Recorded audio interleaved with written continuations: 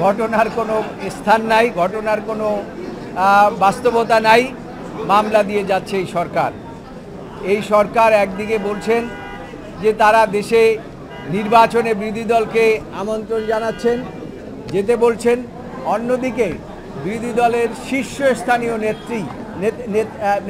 নেতৃবৃন্দদের বিরুদ্ধে আপনার ভৌতিক মামলা দিয়ে যাচ্ছে। এই রকম ঘটনা বাংলাদেশে কেন, পৃথিবীর ইতিহাসেও নাই। পার্শ্ববর্তী দেশ ভারতেও আমরা দেখি নাই, এমনকি পাকিস্তান একটা স্বৈরাচার কি বলে সামরিক সেখানেও নাই। আজকে বাংলাদেশে এই ধরনের মামলা হচ্ছে, নেপালেও আমরা দেখি নাই, ভুটানেও দেখি নাই, পৃথিবীর কোনো গণতান্ত্রিক দেশে এরকম নাই, এমনকি স্বৈরতান্ত্রিক দেশেও এগুলো আমরা কখনো দেখি নাই। কিন্তু এখানে এইসব ভৌতিক মামলা দেওয়া হচ্ছে।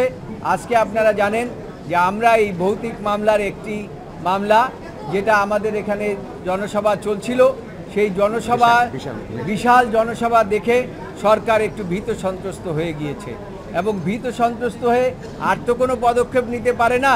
এখন জনগণের বিরুদ্ধে একটা প্রতিশোধ নেওয়ার কারণে শীর্ষ নেতৃবৃন্দদেরকে জড়িয়ে হাজার হাজার মানুষের বিরুদ্ধে মামলা দিচ্ছে। এবং সেই মামলায় আজকে আমরা আগেও বলেছি, এখনও বলি, এই দেশের সর্বোচ্চ আদালতের উপরে, যদিও নিম্ন আদালতগুলো এখন বিভিন্নভাবে সরকারের করায়ত্ত হয়েছে, তারপরে আমরা মনে করি দেশের সর্বোচ্চ আদালতে আমরা বিচার পাব।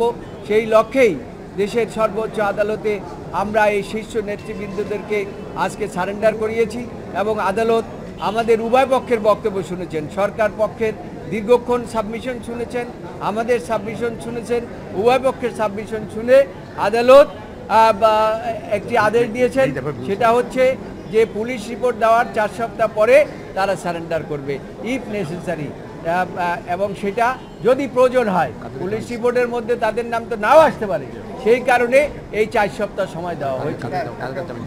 এবং জামিন দিয়েছে, এখানে আপনারা জানেন, বিএনপির মহাসচিব মির্জা ফখরুল ইসলাম আলমগীর, এখানে মির্জা আব্বাস, নজরুল ইসলাম খান, গয়েশ্বর চন্দ্র রায় এবং ডক্টর আব্দুল মঈন খান, এবং পরবর্তীতে আমানুল্লাহ আমান এবং রুহুল কুদ্দুস দুলু, সবাই শীর্ষস্থানীয় নেতা। 7 জন। এই 7 জনেরই। আমি একটা অ্যাড করতে চাচ্ছি। আমরা বলেছি কোর্টে কয়েকটা পত্রিকায় দেখিয়েছি যে যেখানের মধ্যে পত্রিকা আসছে এটা আনফাউন্ডেড কেস, অর্থাৎ কোনো ঘটনায় মামলা করেছে। আমরা এগুলো যেসব পুলিশ কর্মকর্তারা এসব মিথ্যা মামলা করেছে, ভৌতিক মামলা করেছে, তাদের বিরুদ্ধে পুলিশ এখানে কমপ্লেন করব এবং আইনগত ব্যবস্থা নেওয়ার চিন্তা ভাবনা করছি। আমির খসরু মাহমুদ কিন্তু বিদেশে, এখন গত 2 সপ্তাহ পর্যন্ত বিদেশে, তাকেও এই মামলা আসামি করা হয়েছে। কাজে তিনি আসলে ব্যবস্থা গ্রহণ করবে। বর্তমান সরকার একটা রকেট দিয়েছিল, সেই রকেটে করে চলে গেছে।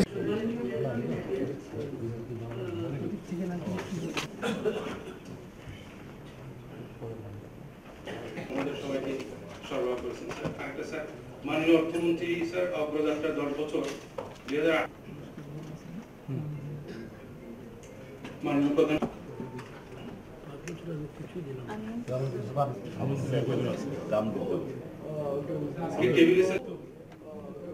টেবিলে স্যার দুটো বই 2 মন্ত্রণালয়